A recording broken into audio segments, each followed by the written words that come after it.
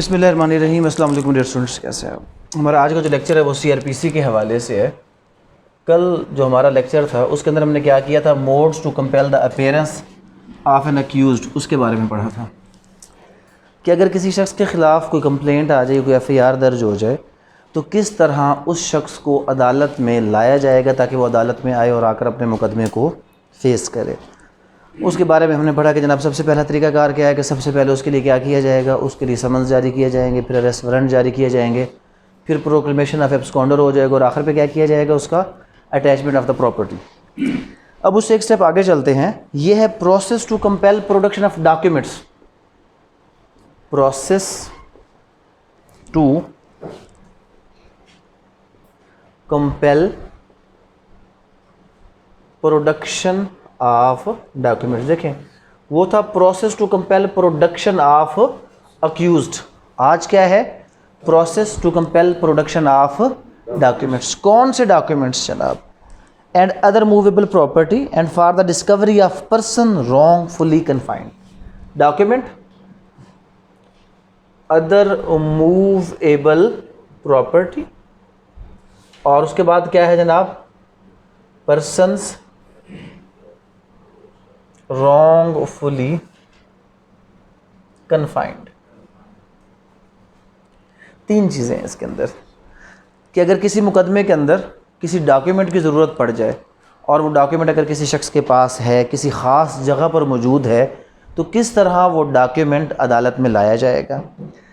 Movable property, movable property के हवाले से एक चीज़ जहन में रखें। वैसे जनरली अगर हम बात करें तो जो हमारी मनी है, रकम है, ये मूवेबल प्रॉपर्टी पे नहीं आती, लेकिन यहाँ पर बहुत सी जजमेंट्स ऐसी मौजूद हैं जिसमें ये क्लियर किया गया कि अगर कोई भी रकम subject matter of the offence है, मीन्स एक रॉबरी हो गई है, डकैती हो गई है, थेफ्ट हो गया और उसमें कोई रकम चुरा ली गई है, तो उस रकम को, उस चीज़ को जो रॉबरी, डकैती, थेफ्ट में इनफैक्ट वो subject matter of the crime है, तो उसको इस डेफिनेशन में लाते हुए, मूवेबल प्रॉपर्टी कंसिडर करते हुए, उसके लिए भी इस सेक्शन के मुताबिक वारंट्स वगैरह जारी किए जा सकते हैं।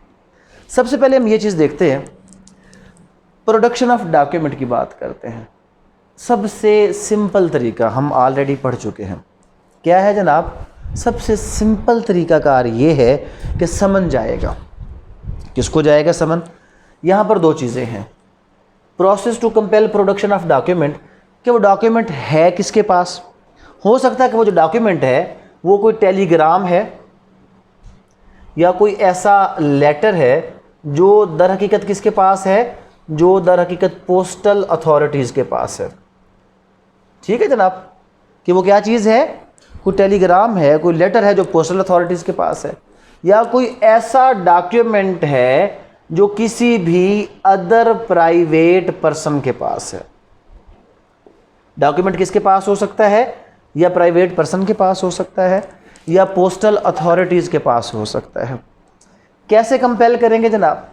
अगर कोई भी डॉक्यूमेंट किसी प्राइवेट पर्सन के पास है, सबसे पहले उसके नाम पर समन जाएगा अंडर सेक्शन 94 कि भाई साहब आपके पास जो फ़लाँ डॉक्यूमेंट है, जो फ़लाँ रजिस्टर है, जो फ़लाँ रिकॉर्ड है, उसकी इस मुकदमा में ज़रूरत है, लिहाजा आप फ़लाँ डेट पर ये डॉक्यूमेंट अदालत में पेश करें। समन किसके नाम पर जाएगा? जो शख्स जिसके कब्ज़ा में वो डॉक्यूमेंट है, जिसकी पोजेशन, जिसके कंट्रोल में वो डॉक्यूमेंट है, उसको समन किया जाएगा। किस लिए? To compel that person to produce the said document. अगर वो कौन है? अगर वो एक प्राइवेट पर्सन है। 94 क्या कहता है?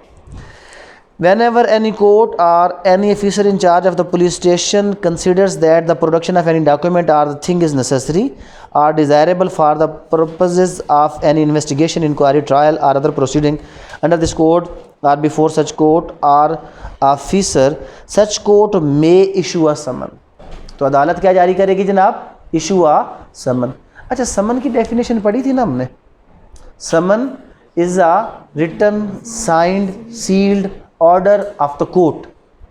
It means summons can only be issued by the court। और पहली लाइन ये बता रही है कि जी अगर इस डॉक्यूमेंट की ज़रूरत है, कहाँ पर? इन्वेस्टिगेशन में या इंक्वायरी में या ट्रायल में, तो पहली लाइन में क्लियर किया गया कि police has also the authority to compel the production of document for the purpose of any investigation. लेकिन अब क्वेश्चन ये है कि मैंने यहाँ पर लिखा है issuance of summon under section 94, but the summon can only be issued by the court. Police authority तो समन जारी नहीं कर सकती। फिर वो क्या करेगी? इसी लाइन में क्लियर हो गया कि जनाब purpose summon or such police or such officer or written order. और अगर ये किसको चाहिए? पुलिस को चाहिए, तो पुलिस समन नहीं जारी करेगी, पुलिस क्या जारी करेगी? Written order. अब देखें, एक ही लाइन में लिखे हुए दो लफ्ज़ों ने मतलब चेंज किया। चीज़ एक ही है, बट जो स्पेसिफिक वर्ड है वो स्पेसिफिक पर्पस के लिए यूज़ किया जाएगा। तो अगर अदालत को वो डॉक्यूमेंट चाहिए for the purpose of inquiry और ट्रायल, तो कोर्ट समन जारी करेगा। If the same document is required by the police for the investigation, तो पुलिस क्या करेगी? पुलिस ऑफिसर रिटन ऑर्डर तो कर सकता है, वो समन जारी नहीं करेगा कि भाई साहब ये डॉक्यूमेंट लेकर आ जाए ना। अच्छा, ये तो हो गया कि अगर डॉक्यूमेंट किसी प्राइवेट पर्सन के पास मौजूद है, और अगर यही सेम डॉक्यूमेंट मौजूद है लेटर और टेलीग्राम की सूरत में, किसके पास मौजूद है जनाब? Postal authority. तो क्या पोस्टल अथॉरिटी का समन जारी किया जाएगा? यहाँ पर आप पढ़ेंगे तो कोर्ट में रिक्वायर द पोस्टल अथॉरिटी। किस तरह? यहाँ पर यह नहीं लिखा कि वो समन जारी करेगा। If any document or parcel or thing are such in such custody in the opinion of any magistrate, high court or court of session wanted for the purpose of any investigation, inquiry, trial or other proceeding under this code, such magistrate or court may require the postal or telegram authorities as the case may be to deliver such document, parcel or thing to such person as such magistrate or court directs if any such। अब यहाँ पर क्या हो गया? यहाँ पर समन नहीं जारी किया जाएगा, उसको क्या किया जाएगा? डायरेक्ट किया जाएगा कि जनाब आपको ये चीज़ जो है वो आप अदालत में क्या करें, आप अदालत में ये चीज़ प्रोड्यूस। लेकिन यहाँ पर अब एक और फ़र्क देख लें, पेपर में अगर ये सेक्शन आता है ना, उसने आपके लफ्ज़ देखने हैं। 94 में लफ्ज़ क्या था? 94 में आपने लफ्ज़ देखा कि या तो जारी हुआ समन या जारी हुआ रिटन ऑर्डर। रिटन ऑर्डर किसने किया? पुलिस ने। समन किसने किया? कोर्ट ने। जब आप 95 की तरफ आए, पुलिस के पास इख्तियार नहीं है to issue a written order to the postal authorities. हमने लफ्ज़ पढ़ लिया कि या तो ये काम करेगा मजिस्ट्रेट, या ये काम कौन कर सकता है? Court. For the purpose of investigation हो सकता है, तो इन्वेस्टिगेशन तो पुलिस ने करनी है। अगर पुलिस को for the sake of investigation any such letter or telegram is required, तो वो कोर्ट को रिक्वेस्ट करेगी डायरेक्टली, वो पोस्टल अथॉरिटी को ऑर्डर जारी नहीं करेगी, कोर्ट उसको अथराइज करेगा। कोर्ट फर्दर क्या करेगा? पोस्टल अथॉरिटी को कोर्ट क्या करेगा? डायरेक्ट करेगा, यानी कि हुक्म देगा कि आपके पास जो फलां लेटर, उसको क्या करो? दो बातें। फिर अगली बातें कितनी है? दो। क्या करो जनाब? ये जो आपके पास लेटर है या टेलीग्राम है, या तो इसको डिलीवर करो, जिस बंदे को आपने डिलीवर करना है हम वहाँ से इसको जो है वो अपने लिए कॉल अपॉन करेंगे, या इसको प्रोड्यूस कर दो। कहाँ पर प्रोड्यूस कर दो? या इसको प्रोड्यूस कर दो बिफोर कोर्ट। ये हमने जैसे कि वहाँ पे पढ़ा था modes to compel the appearance of the accused, उसमें सबसे पहली चीज़ क्या थी जनाब? क्या जारी हुआ था? समन जारी हुआ था। यहाँ पे सबसे पहले क्या जारी हो गया? या समन, या रिटन ऑर्डर, या डायरेक्शन बाय द कोर्ट। अगर इस तमाम अमल के बावजूद वो डॉक्यूमेंट प्रोड्यूस नहीं किया जाता, वो चीज़ प्रोड्यूस नहीं की जाती। 94 में ये हुआ, और ये सब कुछ कहाँ पर हुआ? 95। दोनों सूरतों में हम कहाँ चले जाएंगे? 96। और समन के बाद हमेशा कौन सी स्टेज आती है? वारंट की। तो क्या जारी हो जाएगा जनाब? वारंट। लेकिन वारंट कब जारी होगा? Under section 96। Under section 96 where any court has reason to believe that a person whom a summons or order under section 94 or requisition under section 95 subsection 1 has been or might be addressed। कि पहली बात यह है कि अगर अदालत ये कहे कि जी हमने इनको भी समन कर दिया, रिटर्न ऑर्डर कर दिया और इसको रिक्वेस्ट भेज दी है, उसके बावजूद इन लोगों ने ये काम, तो पहले 94 95 की कंप्लाइंस क्या है? ज़रूरी है 96 की तरफ जाने से पहले। will or will not produce the document or thing as required by such summons or requisition, or where such document or thing is not known to the court to be in the possession of any person, or where the court consider that the purpose of any inquiry, trial or other proceeding under this code will be served by the general search in inspection, it may issue a search warrant and the person to whom such warrant is directed may search or inspect in accordance therewith and the provisions hereinafter contained. तो उसने कहा कि जनाब ये सब कुछ हो गया, तो फिर भी अगर वो चीज़ नहीं आई तो अदालत क्या जारी कर देगी? Search warrant. यहाँ पे वो अक्यूज़ तो नहीं है ना कि उसका वारंट जारी हो, प्लेस का सर्च वारंट, कि जाएं और जाकर उस जगह को क्या करें? सर्च करें। और अगर वहाँ पर वो चीज़ मौजूद है, जिस तरह पुलिस क्या करती है कि जब कोई शख्स किसी को पकड़ लेती है तो उसके बाद जब कुछ छापे मारने होते हैं तो वो किसके तहत मारती है? सर्च वारंट के ज़रिए से मारती है। क्योंकि जिस जगह पर अक्यूज़ डायरेक्टली मौजूद नहीं है, पुलिस वहाँ पर छापा नहीं मार सकती। पुलिस छापा इन्वेस्टिगेशन के दौरान मार सकती है, जहाँ पर डायरेक्टली अक्यूज़ मौजूद है उसको पकड़ने के लिए छापा मारा जा सकता है। जहाँ पर डायरेक्टली अक्यूज़ मौजूद नहीं है वहाँ पर पुलिस सर्च वारंट के बगैर रेड नहीं कर सकती। तो 94, 95 की कंप्लाइंस ना हुई तो 96 में सर्च वारंट जारी हो गया। और 97 क्या कहता है? 97 कहता है जी, पावर है, किस चीज़ की पावर है? To restrict warrant. क्या मतलब है जी power to restrict warrant? University Punjab छोटी सी है बड़ी है जी? यूनिवर्सिटी पंजाब छोटी है कि बड़ी है? बहुत बड़ी है ना। पूरी का सर्च वारंट कभी जारी होगा? तो अगर वहाँ पर कोई मसला है, कोई डॉक्यूमेंट वहाँ से प्रोड्यूस करवाना है तो पर्टिकुलर जनाब आप रजिस्ट्रार ऑफिस का सर्च वारंट जारी कर देंगे, एडमिशन ऑफिस का सर्च वारंट जारी कर देंगे। तो उसको रेस्ट्रिक्ट किया जा सकता है कि आपने ये जो सर्च वारंट लेकर जा रहे हैं ये पूरी बिल्डिंग का नहीं कि जहाँ पर मर्जी चले जाएँ। ये सर्च वारंट सिर्फ एक मखसूस जगह का है, महदूद जगह का है, रेस्ट्रिक्टेड जगह का है। तो जो अथॉरिटी सर्च वारंट जारी करेगी उसको क्या कर सकती है? रेस्ट्रिक्ट कर सकती है। 98 है जनाब, search of house suspected to contain stolen property forge document. देखें जो पहले वारंट है 94 और 95, 94 में उसने कहा कि किसी भी ऐसी जगह पर कि जहां पर कोई भी डॉक्यूमेंट, कौन सा डॉक्यूमेंट है उसमें मेंशन्ड नहीं है। वापस आए ना जरा 94 खोलें ताकि आपको 94 98 का फर्क नजर आए। 94 कहता है जी, वेन एवर एनी कोर्ट और any officer in charge of the police station consider that the production of any document, that the production of any document जो कि मुकदमे के लिए ज़रूरी है। वो कौन सा डॉक्यूमेंट है? वो चोरी शुदा नहीं है, वो फोर्ज्ड नहीं है, एक जनरल डॉक्यूमेंट हो सकता है। लेकिन 98 क्या है कि जहां पर स्टोलन प्रॉपर्टी और फोर्ज्ड डॉक्यूमेंट मौजूद हैं, कि जिस जगह पर अगर कहीं पर स्टोलन प्रॉपर्टी मौजूद है या कोई फोर्ज्ड डॉक्यूमेंट मौजूद हैं तो अंडर सेक्शन 98 वारंट जारी होगा। अब ये वारंट किस लिए जारी हो रहा है? ये जनरल डॉक्यूमेंट की प्रोडक्शन के लिए नहीं है, ये स्टोलन प्रॉपर्टी है या फोर्ज्ड डॉक्यूमेंट है। पर्टिकुलरली ये रिस्ट्रिक्टेड, ऑलरेडी रिस्ट्रिक्टेड है कि अगर कहीं पर स्टोलन प्रॉपर्टी का है कि जनाब इस शख्स ने चोरी के बाद फलां जगह पर इस चोरी के सामान को छुपाया हुआ है, तो उस सूरत में स्टोलन प्रॉपर्टी के लिए अंडर सेक्शन 98 क्या हो सकता है? वारंट जारी हो सकता है। उसके बाद 99 के अंदर अमेंडमेंट भी आ गई। 99 और 99 की अमेंडमेंट्स बेसिकली क्या चीज़ है? ये आपको पता है कि जनाब पिछले, अभी तो ये चीज़ें थोड़ी हो गई हैं, लेकिन कुछ अर्सा पहले ये मामले बड़े सीरियस हो गए थे। कब सीरियस हो गए थे? मुशर्रफ साहब के दौर में पाकिस्तान में एक बहुत बड़ा शोर चला था सेक्टेरियन एक्टिविटी को कर्ब करने का, मदरसों को कर्ब करने का, सेक्टेरियन एक्टिविटी, फ़िरका वाराना एक्टिविटीज़। और आपको पता है कि अक्सर जो फ़िरका वाराना तंजीमें होती हैं, जो फ़िरका वारियत फैलाती हैं, या जो शिद्दत पसंद तंजीमें होती हैं, जो कल अदम तंजीमें होती हैं, जो आज़ादी पसंद लोग होते हैं, तो वो क्या करते हैं अपनी बात को फैलाने के लिए। अब तो सीन चेंज हो गया ना, पहले इसके लिए किताबें छापी जाती थी, पम्फलेट छापे जाते थे, और वो अब तो सोशल मीडिया आ गया। अब तो जो भी बात आपने करनी आप किसके ज़रिए से फैला देते हैं? Social media. तो पहले उन चीज़ों को कैसे डिसमिनेट किया जाता था? उसको पब्लिश्ड मटेरियल की सूरत में। तो यहाँ पर अगर कोई ऐसा पब्लिश मटेरियल कि जो मुल्क के ख़िलाफ़ है, मुल्क की सालमियत के ख़िलाफ़ है, फ़िरका वारियत के मुतल्लिक़ है, तो 99 में उसके लिए सर्च वारंट भी जारी किया जा सकता था, उस चीज़ को सीज़ भी किया जा सकता था, कन्फिस्केट भी किया जा सकता था, डिस्ट्रॉय भी किया जा सकता था।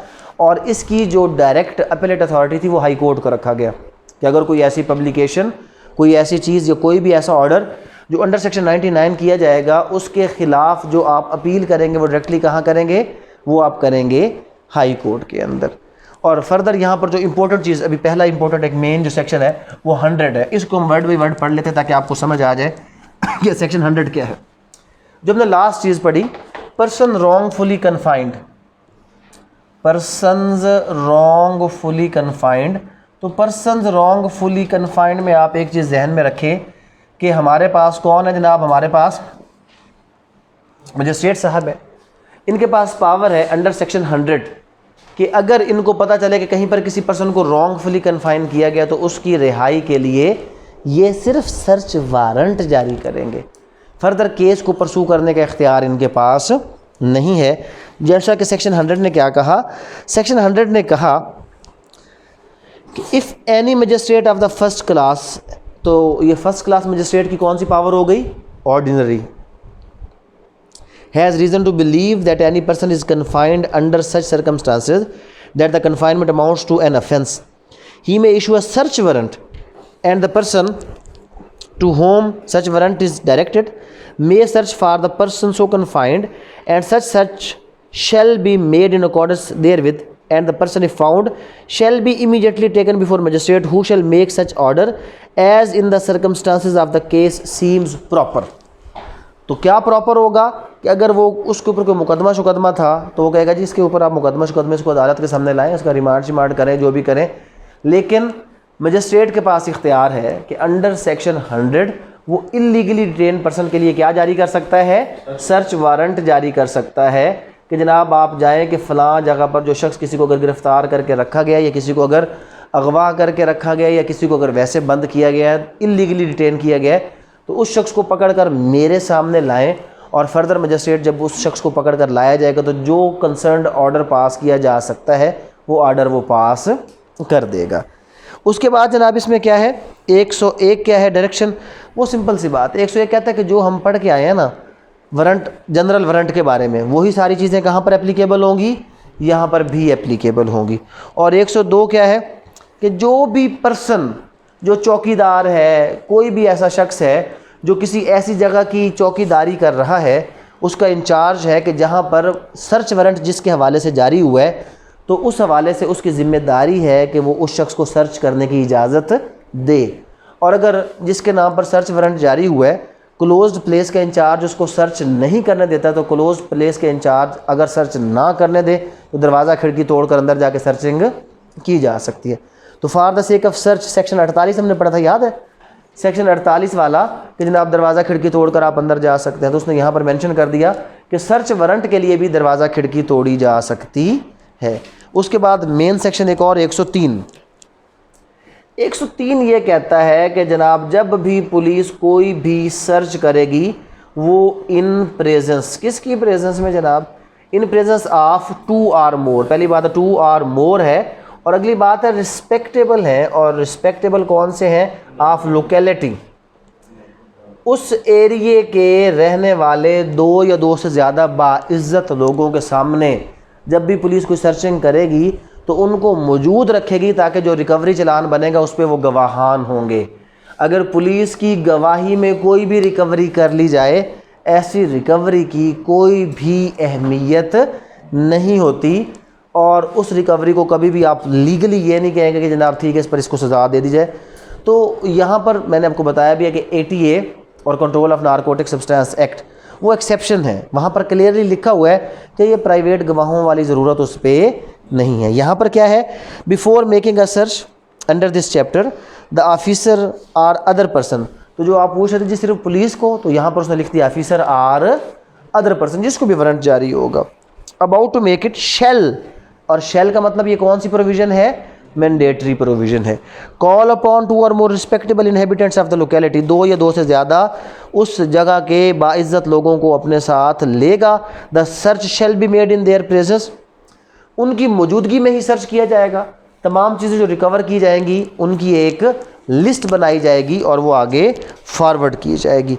और उसके बाद जिस जगह का सर्च वारंट जारी होगा उस जगह के साथ साथ वहाँ के रिहायशी लोगों को भी सर्च किया जा सकता है। लेकिन अगर वहाँ के रिहायशी उसमें औरतें हैं तो सेक्शन 52 के अकॉर्डिंग सर्चिंग करनी है। तो कैसे करनी है, औरत की सर्चिंग सिर्फ़ और सिर्फ औरत के ज़रिए से। 104 पावर टू इम्पाउंड डॉक्यूमेंट, जो डॉक्यूमेंट हमने 94, 95 में अदालत में प्रोड्यूस करवाए हैं, 98 में अदालत में प्रोड्यूस करवाए हैं, अदालत के पास इख्तियार है कि वो उसको इम्पाउंड यानी कि अपने पास रोक सकने का हक रखती है। और मजिस्ट्रेट में direct search in his presence, और मजिस्ट्रेट खुद अपनी मौजूदगी में भी किसी जगह का सर्च करने का हुक्म दे सकता है। अगर वो सर्च वारंट जारी ना करे और ख़ुद खड़ा हो जाए, जनाब इस जगह को आप सर्च करें, और वो उस जगह का सर्च वारंट अगर जारी कर सकता है तो वो अपनी प्रेजेंस में उस जगह को सर्च करवा सकता है without issuance of search warrant. तो ये हमारा चैप्टर किस चीज़ के हवाले से था। पहले में हमने क्या पढ़ा, मोड्स थे टू कंपेल, किस चीज़ को कंपेल कर रहे थे, अक्यूज़ को। अब हम किसको कंपेल कर रहे थे, प्रोडक्शन ऑफ डॉक्यूमेंट्स जो किसी शख्स के पास है, और प्रोडक्शन ऑफ डॉक्यूमेंट के साथ साथ अदर मूवेबल प्रॉपर्टी। कौन सी मूवेबल प्रॉपर्टी, अगर वो स्टोलन थी तो किस सेक्शन में आ गई, 98 के अंदर। अगर वो जनरल है तो फिर कहाँ पर चली जाएगी, वही सेक्शन 94, 95 के अंदर चली जाएगी, और पर्सन रॉन्गफुली कन्फाइंड सेक्शन 100। लेकिन जो सर्च वारंट होगा, जो रिकवरी होगी इन द प्रेजेंस ऑफ 2 और मोर इनहेबिटेंट्स ऑफ द लोकेलिटी की मौजूदगी में होगा, ये पुलिस की क्या है, जिम्मेदारी है। यहाँ पर अगर कोई क्वेश्चन है तो पूछ लें जनाब।